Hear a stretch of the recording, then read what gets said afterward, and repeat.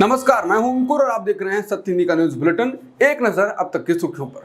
कांग्रेस नेता राहुल गांधी महाराष्ट्र के सांगली पहुंचे, लेकिन पूर्व सीएम उद्धव ठाकरे उनके कार्यक्रम से दूर रहे। इसके बाद सवाल उठने लगे कि क्या उद्धव ठाकरे नाराज हैं। दरअसल उद्धव ठाकरे चुनाव से पहले मुख्यमंत्री चेहरा घोषित करने की मांग कर रहे हैं, लेकिन कांग्रेस और शरद पवार का कहना है कि चुनाव बिना सीएम फेस पर लड़ा जाएगा। इसके बाद कहा जा रहा है कि उद्धव नाराज हैं। जनसत्ता की रिपोर्ट के अनुसार शिवसेना यूबीटी के एक नेता ने कहा है कि जब तक कांग्रेस उद्धव की मांग नहीं मान लेती, ऐसा लगता है कि वो कांग्रेस के किसी भी शीर्ष नेता से नहीं मिलेंगे। हालांकि संजय राउत ने कहा है कि उद्धव ठाकरे नाराज नहीं हैं और उनके दूर रहने के फैसले के पीछे कोई राजनीति नहीं है। राउत ने कहा कि उद्धव ठाकरे जी के पहले से तय कार्यक्रम हैं और कई बैठकें हैं, इसलिए वो सांगली समारोह के लिए उपलब्ध नहीं हो पाए। वहीं महाराष्ट्र प्रदेश कांग्रेस कमेटी के प्रमुख नाना पटोले ने कहा कि मैंने उद्धव जी से मुलाकात की और उनसे कार्यक्रम में शामिल होने का आग्रह किया, लेकिन उन्होंने मुझे बताया कि वो उस दिन उपलब्ध नहीं हो पाएंगे क्योंकि वो अन्य कार्यक्रमों में व्यस्त हैं। शिवसेना यूबीटी प्रमुख उद्धव ठाकरे गुरुवार को महाराष्ट्र के सांगली जिले में कांग्रेस नेता राहुल गांधी द्वारा संबोधित सार्वजनिक बैठक में शामिल नहीं हुए। लोकसभा में विपक्ष के नेता महाराष्ट्र के एक दिवसीय दौरे पर हैं। खबरों के मुताबिक ठाकरे इस बात पर जोर दे रहे हैं कि विधानसभा चुनाव से पहले एमवीए के मुख्यमंत्री पद के उम्मीदवार की घोषणा की जाए, लेकिन शरद पवार और कांग्रेस उनके साथ एकमत नहीं है, जिसे इस कार्यक्रम में शामिल न होने का एक बड़ा कारण माना जा सकता है। वहीं इस कार्यक्रम में राष्ट्रवादी कांग्रेस पार्टी एसपी प्रमुख शरद पवार, प्रदेश इकाई प्रमुख जयंत पाटिल, राज्य के वरिष्ठ कांग्रेस नेता मौजूद रहे। हरियाणा में चुनाव से पहले बीजेपी को छोड़ने की लहर आ गई है। लगातार नेता पार्टी से इस्तीफा दे रहे हैं। इसको लेकर कांग्रेस नेता सुब्रत ने कहा है कि हरियाणा का सबसे सटीक एग्जिट पोल। कांग्रेस की सुनामी आ रही है। उन्होंने कहा कि सीएम नायब सैनी करनाल छोड़कर भागे, प्रदेश कार्यकारिणी से इस्तीफों की भरमार है। किसान मोर्चा प्रदेश अध्यक्ष शिवराण का इस्तीफा, ओबीसी प्रदेश मोर्चा अध्यक्ष कर्णदेव काम्बोज, रतिया एमएलए लक्ष्मण नापा का इस्तीफा, शमशेर गिल का इस्तीफा और कहा कि बीजेपी अटल जी वाली नहीं रही। वहीं महामंडलेश्वर दर्शनगिरी महाराज का इस्तीफा। हरियाणा बीजेपी में बगावत करने वाले नेताओं में ताजा नाम हरियाणा सरकार के कैबिनेट मंत्री रणजीत सिंह चौटाला का नाम भी जुड़ गया है। रनिया विधानसभा से टिकट न दिए जाने से वो नाराज थे। यहाँ से बीजेपी ने शीशपाल कंबोज को टिकट दिया है। विधानसभा चुनावों के लिए बीजेपी के 77 उम्मीदवारों की पहली सूची जारी करने के बाद ताबड़तोड़ इस्तीफे हो रहे हैं। बीजेपी के विधायक लक्ष्मण नापा ने भी पार्टी की प्राथमिक सदस्यता से इस्तीफा दे दिया है।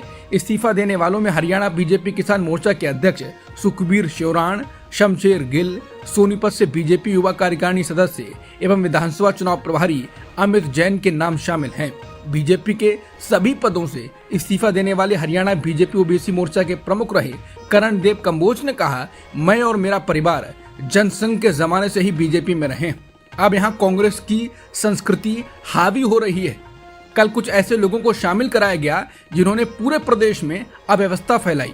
मैंने 5 साल तक ओबीसी समुदाय को बीजेपी से जोड़ने की कोशिश की, लेकिन मेरी जगह किसी और को टिकट दिया गया। ये बाकी पार्टी वर्करों के साथ धोखा है। हम इसका विरोध करेंगे। कांग्रेस यहाँ सरकार बनाएगी और बीजेपी का सपना ही रहेगा। हरियाणा विधानसभा चुनाव में अब पहलवान और बीजेपी नेता योगेश्वर दत्त भी पार्टी से नाराज हो गए। उन्होंने गोहाना विधानसभा सीट से टिकट मांगा, लेकिन पार्टी ने अरविंद शर्मा को टिकट दिया है। योगेश्वर दत्त ने सोशल मीडिया पर एक पोस्ट किया है, जिससे सवाल उठ रहे हैं कि क्या वो बीजेपी से नाराज हैं। योगेश्वर दत्त ने सोशल मीडिया पोस्ट में लिखा है, चरित्र जब पवित्र है तो क्यों है ये दशा तेरी, ये पापियों को हक नहीं कि लें परीक्षा तेरी, तो खुद की खोज में निकल। भारतीय कुश्ती संघ यानी WFI के पूर्व अध्यक्ष और भाजपा नेता ब्रजभूषण शरण सिंह अब बोले हैं कि उनके खिलाफ साजिश रची गई है। उन्होंने कहा कि उनके ऊपर लगाए गए आरोप साजिश थे और इसके पीछे कांग्रेस का हाथ था। ब्रजभूषण ने कहा कि जब मेरे खिलाफ आरोप लगाए गए थे तो मैंने कहा था कि ये कांग्रेस, दीपेंद्र हुड्डा और भूपेंद्र हुड्डा की साजिश है। यही बात आज देश भी कह रहा है। अब मुझे इस बारे में कुछ कहने की जरूरत नहीं है। बता दें, ब्रजभूषण पर देश की मशहूर महिला पहलवान साक्षी मलिक, विनेश फोगाट और बजरंग पूनिया ने यौन शोषण से जुड़े गंभीर आरोप लगाए थे। अब चर्चा चल रही है कि विनेश और बजरंग कांग्रेस में जा सकते हैं, चुनाव लड़ सकते हैं, और ये मुद्दा मिलने के बाद ही ब्रजभूषण और उनके समर्थक कहने लगे कि ये राजनीति पहले से ही थी। हालांकि जब महिला पहलवानों की आवाज़ नहीं सुनी जाती तो वो क्यों ना सरकार में जाने की सोच सकती हैं, और वो जो चाहते हैं वैसा परिवर्तन लाएं। लेकिन भारत में एक डायलॉग चलता है कि अच्छे लोग राजनीति में नहीं जाते, और इसी डायलॉग को आगे बढ़ाया जाता है कि राजनीति मत करो। लेकिन सवाल यह है कि जब अच्छे लोग राजनीति में होंगे ही नहीं तो फिर गलत लोग ही शासन करेंगे। सुल्तानपुर में डकैती में शामिल लोगों के एनकाउंटर पर सवाल उठाते हुए पूर्व मुख्यमंत्री अखिलेश यादव ने योगी आदित्यनाथ सरकार पर हमला किया है और बताया कि जाति देखकर एनकाउंटर किया गया है। सपा प्रमुख ने कहा कि लगता है कि सुल्तानपुर की डकैती में शामिल लोगों से सत्ता पक्ष का गहरा संपर्क था, इसीलिए तो नकली एनकाउंटर से पहले मुख्य आरोपी से संपर्क साधकर सरेंडर करा दिया गया और दूसरे साथ के लोगों के पैरों पर सिर्फ दिखावटी गोली मारी गई और फिर जात देखकर जान ली गई। अखिलेश ने कहा कि नकली एनकाउंटर रक्षक को भक्षक बना देते हैं। समाधान नकली एनकाउंटर नहीं, असली कानून व्यवस्था है। भाजपा राज अपराधियों का अमृतकाल है। जब तक जनता का दबाव व आक्रोश चरम सीमा पर नहीं पहुंच जाता है तब तक लूट में हिस्सेदारी का काम चलता रहता है, और जब लगता है कि जनता घेर लेगी तो नकली एनकाउंटर का ऊपरी मरहम लगाने का दिखावा होता है। जनता सब समझती है कि कैसे कुछ लोगों को बचाया जाता है और कैसे लोगों को फंसाया जाता है। बाकी लोग भी इस घटना को लेकर सोशल मीडिया पर कमेंट कर रहे हैं। उनका कहना है कि सुल्तानपुर में जाति देखकर पुलिस ने फर्जी एनकाउंटर किया है। सत्ता संरक्षित जाति के अपराधियों के पैर छूकर गोली निकल गई, जबकि यादव जाति से आने वाले आरोपी को सीने में गोली मार दी। पुलिस अधिकारी मटके लठैत बन गए हैं। कांग्रेस नेता राहुल गांधी ने महाराष्ट्र के दौरे पर प्रधानमंत्री मोदी और आरएसएस को निशाने पर लिया। इस दौरान राहुल गांधी ने आरएसएस और मोदी के खेल की एक एक परत खोली और बताया कि अब मेरिट कैसे डिसाइड होती है। राहुल ने कहा कि बीजेपी के लोग संविधान को खत्म करना चाहते हैं।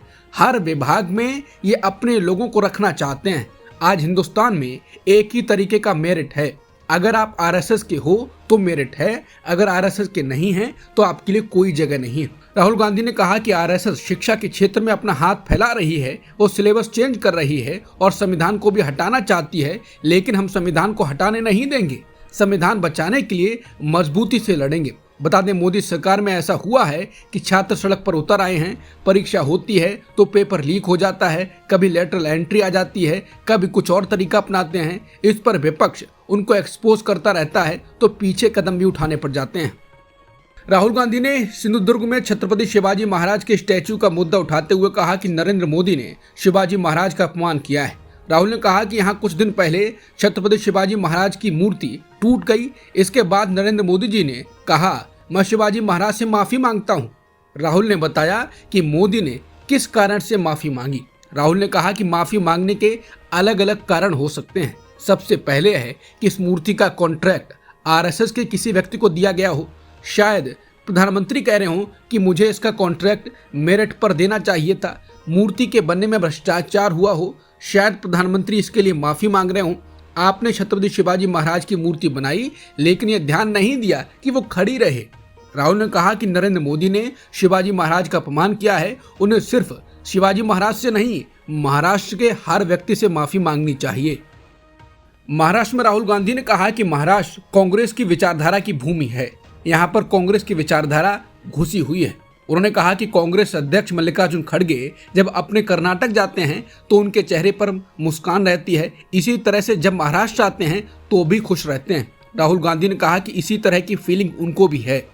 इसके बाद राहुल गांधी ने कांग्रेस के कार्यकर्ताओं को बब्बर शेर बताया और कहा कि आपने बीजेपी की नींद उठा रखी है। राहुल गांधी ने कहा कि देश में दो विचारधाराओं की लड़ाई है। एक विचारधारा नफरत फैलाकर लड़ा रही है। हम देश में अमन चैन चाहते हैं, मोहब्बत चाहते हैं। राहुल गांधी ने मणिपुर का जिक्र करते हुए कहा कि वहां पर बीजेपी के लोगों ने आग लगाई है। ये जाति को जाति से लड़ा रहे हैं। सुप्रीम कोर्ट ने आज सीबीआई के खिलाफ दिल्ली के मुख्यमंत्री अरविंद केजरीवाल की महत्वपूर्ण याचिकाओं पर फैसला सुरक्षित रख लिया। अदालत ने कहा कि अब अगले मंगलवार को हम लोग मिलेंगे, यानी सुप्रीम कोर्ट मंगलवार को जमानत पर फैसला सुना सकता है। केजरीवाल ने अब खत्म हो चुकी दिल्ली शराब नीति मामले में जमानत की मांग की थी। उधर दिल्ली हाई कोर्ट ने मंगलवार को उनकी न्यायिक हिरासत 11 सितंबर तक बढ़ा दी। दिल्ली के मुख्यमंत्री अरविंद केजरीवाल ने शराब घोटाले से जुड़े मामले में सीबीआई द्वारा उनकी गिरफ्तारी को चुनौती दी है, जिस पर सुप्रीम कोर्ट में आज सुनवाई हुई। फिलहाल सुप्रीम कोर्ट ने मामले पर फैसला सुरक्षित रख लिया। सीएम केजरीवाल के वकील अभिषेक मनु सिंघवी ने जस्टिस सूर्यकांत और जस्टिस उज्जवल भुइयां की बेंच से कहा कि सीबीआई द्वारा की गई गिरफ्तारी जल्दबाजी में की गई गिरफ्तारी के अलावा कुछ नहीं है। अभिषेक मनु सिंघवी ने इस दौरान कहा कि केजरीवाल का नाम सीबीआई के एफआईआर में नहीं था और इसके अलावा उनके भागने का कोई खतरा नहीं है। साथ ही मामले में अन्य आरोपी भी जमानत पर बाहर हैं, इसलिए उन्हें जमानत दे देनी चाहिए। वहीं सीबीआई की ओर से पेश अतिरिक्त सॉलिसिटर जनरल एसपी राजू ने केजरीवाल की जमानत याचिका पर आपत्ति जताई। हिमाचल प्रदेश में शिमला के संजौली क्षेत्र में मस्जिद के कथित अवैध निर्माण को लेकर विवाद गहराता जा रहा है। इस मुद्दे पर न केवल स्थानीय लोगों ने विरोध प्रदर्शन किया, बल्कि भाजपा कार्यकर्ताओं और हिंदू संगठनों ने भी विरोध प्रदर्शन किया। इस विरोध प्रदर्शन का एक video fact checker Mohammed Zubair ने ट्वीट किया है। वीडियो को लेकर उन्होंने कहा है, यह बीजेपी कार्यकर्ता हिंदू संगठन मुस्लिम विरोधी नारे लगा रहे हैं। दरअसल नारे मुसलमानों को लेकर अपशब्द हैं। नारे हैं मुल्ले कटुए नहीं चलेंगे। मोहम्मद जुबैर ने एनआई की चीफ स्मिता प्रकाश से सवाल पूछा है कि जब आपकी समाचार एजेंसी ने जब प्रोटेस्ट कवर किया है तो मुस्लिम विरोधी नारे भी मेंशन क्यों नहीं किए, उन नारों का जिक्र करें। आईआईटी बॉम्बे ने 2023-24 शैक्षणिक वर्ष के लिए प्लेसमेंट रिपोर्ट जारी की है। रिपोर्ट से पता चलता है कि 25% छात्रों को कैंपस प्लेसमेंट के जरिए नौकरी ही नहीं मिली है। यही नहीं, कड़ी पढ़ाई और कड़ी प्रतिस्पर्धा के बावजूद कुछ छात्रों को 4 लाख रुपए से भी कम सालाना पैकेज के ऑफर मिले हैं। इस साल की प्लेसमेंट दर 75% रही, जो पिछले साल के 42% से कम है। भारतीय क्रिकेटर रविंद्र जडेजा भी बीजेपी में शामिल हो गए हैं। बता दें, रविंद्र जडेजा की पत्नी पहले से ही बीजेपी में है, बीजेपी विधायक भी हैं। अब पत्नी रिवाबा के बाद रविंद्र जडेजा भी बीजेपी में शामिल हो गए। गुजरात से बीजेपी विधायक और उनकी पत्नी रिवाबा ने खुद एक सोशल मीडिया पोस्ट से इसकी जानकारी दी। बांग्लादेश में अंतरिम सरकार के मुख्य सलाहकार मोहम्मद यूनुस ने कहा है कि भारत पहुंची पूर्व प्रधानमंत्री शेख हसीना की कई राजनीतिक टिप्पणियां उनके गैर दोस्ताना रुख की ओर इशारा करती हैं। यूनुस ने कहा है कि दोनों देशों के बीच असहजता से बचने के लिए शेख हसीना को तब तक चुप रहना चाहिए जब तक बांग्लादेश भारत को उन्हें भेजने का अनुरोध नहीं करता। मोहम्मद यूनुस ने ढाका स्थित अपने आधिकारिक आवास पर पीटीआई को एक इंटरव्यू दिया। उन्होंने कहा कि बांग्लादेश भारत के साथ मजबूत संबंधों को अहमियत देता है, लेकिन भारत को आवामी लीग को छोड़कर सभी राजनीतिक दलों को इस्लामवादी बताने और शेख हसीना के बिना देश अफगानिस्तान बन जाएगा, उसकी प्रवृत्ति से बाहर आने की जरूरत है। अमेरिका ने वेनेजुएला के राष्ट्रपति निकोलस मादुरो के विमान को जब्त कर लिया, जिसके बाद ईरान इस पर बोला है।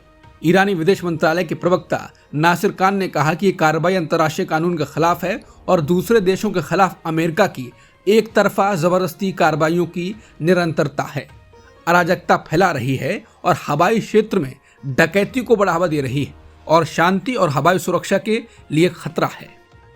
रूस यूक्रेन युद्ध के बीच यूक्रेन की सियासत में लगातार फेरबदल हो रहा है। राष्ट्रपति जेलेंस्की की सरकार ने अब नए विदेश मंत्री की नियुक्ति की है।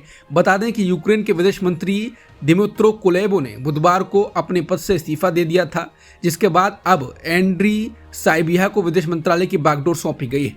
बता दें, इसके अलावा भी सरकार में फेरबदल किए जा रहे हैं।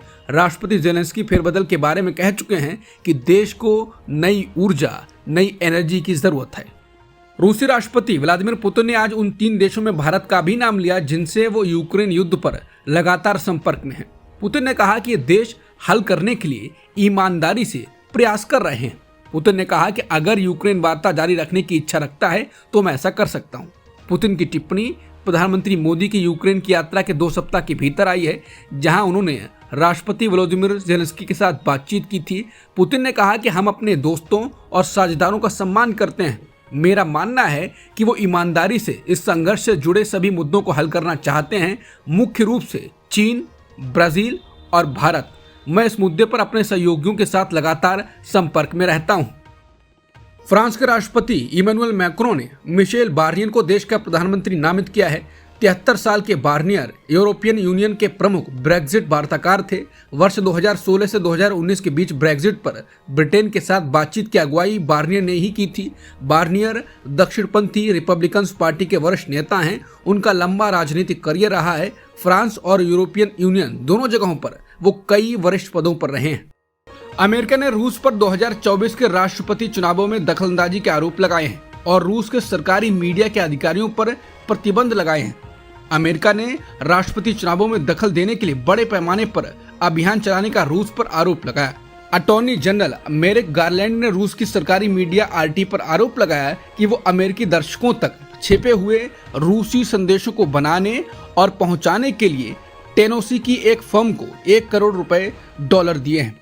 वहीं आरटी ने अपनी संलिप्तता के आरोपों से इनकार किया है। गारलैंड ने कहा है कि डोनाल्ड ट्रंप और कमला हैरिस के बीच चुनाव में मॉस्को अपने अनुसार नतीजे चाहता है। अब तक की सुर्खियों में इतना ही। बाकी खबरों के लिए बने रहिए सत्यहिंदी.com के साथ।